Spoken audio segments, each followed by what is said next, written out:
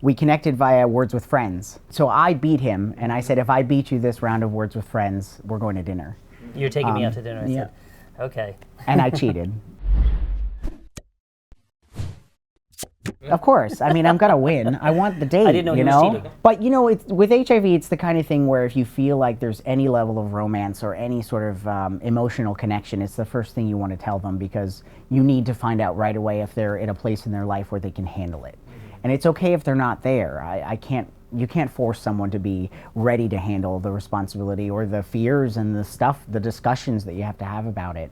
But for me, I can't get emotionally involved until I've found out if they're good with it or not. And he had no qualms whatsoever. And that was the moment I realized it was really, I was so happy about that. I was in contact with Tony and Judith beforehand. They knew. So they were already lending their support. I wasn't in contact with Alyssa, and I regret that now. I really should have let her know beforehand, because she got just as shocked as everybody else. And she called me before she went on the talk, but it was like 8 o'clock in the morning and I was exhausted, so I didn't answer it. And then as soon as that was done, we started texting, and it's been so cool, so good. I'm so glad that he is able to express himself now, and I guarantee you he will change so many lives. Her reaction, though, on the talk was like Amazing. I mean, he cried. She had everybody in tears, and then when I saw it, it's just, I couldn't help it.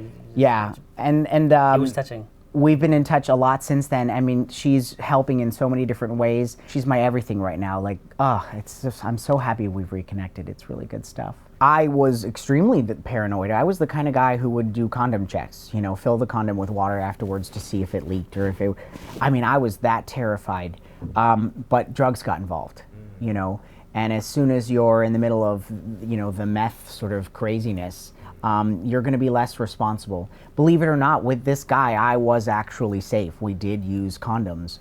I got it another way, which was through oral sex, which is a complicated story. But when you put all of these nasty things together, like a compromised immune system, having been up for a long time, drugs, rough sex, all of that combined with lesions in your mouth maybe, or bodily fluids mixing, it's that easy. For years and years, I could not remember his name.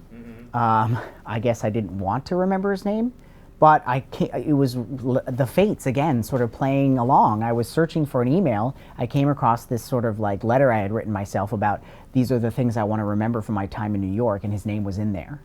I have searched. I searched the obituaries because I had a fear that I'd find him there, and I can't find him. I can't find him anywhere. So if anyone, well, we're gonna keep doing it. We're gonna keep trying to find him, because I do want to speak to him. Mostly, I just want to find out if he's okay. His life, the lifestyle he was leading, was really irresponsible, and I just want to see if he survived.